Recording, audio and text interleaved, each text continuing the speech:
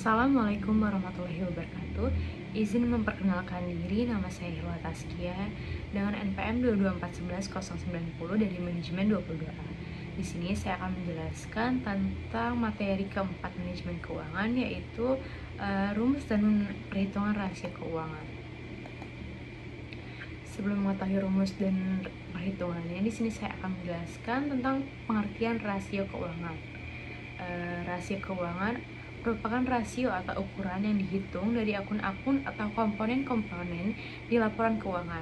Nah, rasio keuangan ini digunakan untuk menilai kinerja perusahaan, untuk melakukan perbandingan kinerja perusahaan antar periode waktu, juga membandingkan kinerja perusahaan yang satu dengan perusahaan lainnya. Kemudian pengertian rasio keuangan juga merupakan metode analisis finansial yang dapat dimanfaatkan sebagai indikator penilaian atas perkembangan sebuah perusahaan atau bisnis. Nah, perhitungan rasio keuangan ini dilakukan dengan mengambil data laporan keuangan pada periode akuntansi tertentu. Dengan begitu bisa diketahui bahwa kinerja maksimal dari keuangan perusahaan. Kemudian di sini ada fungsi rasio keuangan. Di sini saya akan menjelaskan apa aja sih fungsi dari rasio keuangan itu. Di sini fungsi rasio keuangan itu ada 5. Yang pertama, fungsi untuk mengetahui optimalisasi finansial. Maksudnya dalam fungsi ini diminta untuk mampu mengetahui cara pemanfaatan finansial dengan lebih optimal dan juga jelas. Hal ini mampu menunjukkan potensi adanya kecurangan atau informasi yang tidak akurat pada laporan keuangan. Dengan begitu, penggunaan keuangan yang efisien pada bisnis dapat diwujudkan. Kemudian fungsi yang kedua yaitu fungsi untuk mengetahui efektivitas manajemen operasional. Nah, dalam fungsi ini berguna untuk membantu perusahaan untuk mampu mengetahui seberapa aktif dan efisien kinerja dari manajemen operasional ketika menggunakan biaya atau aktivitas operasional perusahaan. Kemudian yang ketiga itu ada fungsi memastikan penggunaan aktiva telah optimal. Nah, aktiva merupakan hal yang tak kalah penting untuk dipahami dan dievaluasi guna memastikan pemanfaatan keuangan telah optimal. Jumlah aktiva yang dimiliki perusahaan mampu menjadi bahan pertimbangan dalam pengambilan keputusan atau dalam pengambilan kebijakan.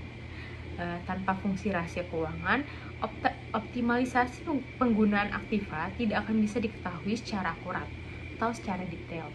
Nah, di dalam perusahaan. Yang keempat, itu ada fungsi untuk menunjukkan kondisi keuangan perusahaan. Nah, kondisi keuangan perusahaan yang sehat dapat ditunjukkan melalui jumlah laba atau keuntungan yang berhasil didapat dari setiap kegiatan bisnisnya. Kemudian ada fungsi yang terakhir, yaitu fungsi yang kelima, fungsi menjadi acuan analisis kemampuan perusahaan untuk berkembang. Agar bisa terus bertahan, perusahaan harus bisa memastikan bisnisnya mampu berkembang dengan konsisten dan juga menjanjikan. Pengembangan bisnis ini bisa serupa pendirian cabang, kemudian memperluas cakup wilayah pemasaran, menginovasi produk dan lain sebagainya. Kemudian di sini ada jenis rasio keuangan. Nah, jenis rasio keuangan itu ada 4, yaitu rasio laba. Rasio ini menganalisis perusahaan untuk mengetahui seberapa besar kapasitas dalam menghasilkan laba melalui aktivitas bisnis yang dilakukan. Kemudian di sini ada jenis yang kedua, yaitu rasio utang. Nah, rasio utang ini merupakan metode yang berguna untuk menganalisis kemampuan perusahaan dalam melunasi utang jangka pendek maupun utang di jangka panjang. Kemudian ada jenis rasio yang ketiga, yaitu rasio utang jangka pendek. Rasio utang jangka pendek ini digunakan untuk menganalisis kapasitas atau kemampuan perusahaan dalam melunasi utang yang ada dalam jangka pendek. Kemudian ada jenis rasio keuangan yang keempat atau yang terakhir, yaitu jenis rasio aktivitas. Analisis aktivitas ini berguna untuk mengetahui kemampuan perusahaan atau bisnis dalam mengoptimalkan peran aktivitas yang dipunyainya dalam menghasilkan laba perlu diketahui. Kemudian saya akan menjelaskan dan memberitahu perhitungan rasio keuangan, yaitu rasio keuangan yang pertama yaitu rasio laba. Rasio laba atau rasio likuiditas berbeda-beda sesuai dengan jenisnya. Rumusnya jenisnya itu ada 3, ada current ratio atau rasio lancar. Rumusnya itu ada aset lancar dibagi kewajiban lancar dikali 100%. Kemudian yang kedua ada quick ratio, yaitu atau rasio cepat. Rumusnya itu kas ditambah piutang ditambah efek atau dibagi utang lancar dikali 100%. Kemudian yang ketiga ada cash ratio. Rumusnya itu ada kas ditambah efek dibagi utang lancar milik perusahaan dikali 100%. Di sini saya akan menjelaskan perhitungan contoh dari current ratio. Misalnya suatu perusahaan memiliki aktiva lancar sebesar 10 juta dan kewajiban lancar sebesar 5 juta. Jadi current rasio perusahaan adalah 10 juta dibagi 5 juta. Jadi hasilnya 2,0. Kemudian jika angka rasio lancar suatu perusahaan lebih dari 1,0 kali, maka perusahaan tersebut punya kemampuan atau memiliki kemampuan yang baik dalam melunasi kewajibannya. Kemudian di sini saya akan menjelaskan dan menghitung rumus perhitungan rasio utang. Rumus dari rasio utang sendiri yaitu rasio utang sama dengan total utang dibagi total aset. Contoh dari soal rasio utang dan juga jawabannya. Contohnya, toko sepatu saya berhutang kepada karyawan saya sebesar 50 dolar dan memiliki total aset sebesar 100 dolar. Untuk menghitung rasio utang, kemudian dibagi 50 dolar itu sebagai kewajiban dengan 100 dolar itu sebagai aset. Artinya toko sepatu saya memiliki rasio utang sebesar 0,5. Meskipun bergantung pada industri dan pesaing saya, rasio utang itu umumnya dianggap menguntungkan.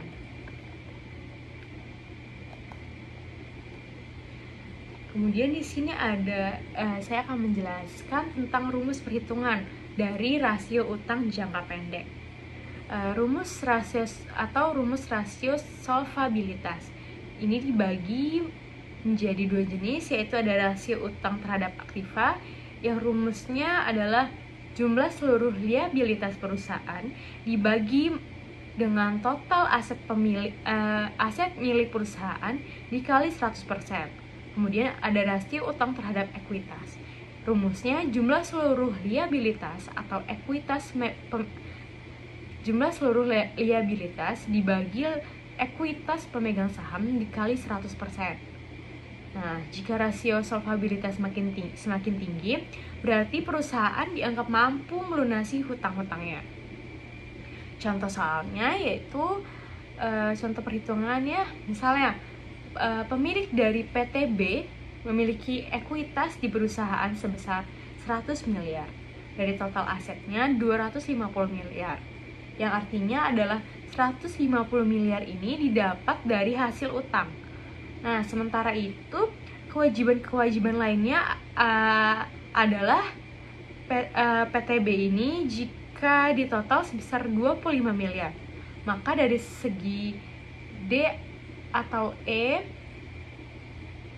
PTB dengan perhitungan rasio solvabilitas diantaranya rumus solvabilitas debt dibagi equity. Nah, 150 miliar ini ditambah 25 miliar dibagi 100 miliar. Jadi hasilnya 175 miliar dibagi 100 miliar. Hasilnya itu 1,75.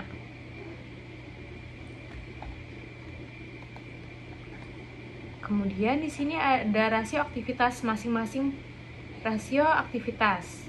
Perhitungannya itu ada 4, yaitu perputaran piutang dengan rumus penjualan perusahaan dibagi rata-rata piutang dikali 100%. Yang kedua ada perputaran persediaan. Rumusnya penjualan perusahaan atau persediaan milik perusahaan dikali 100%. Yang ketiga, perputaran aktiva tetap. Rumusnya penjualan perusahaan dibagi aktiva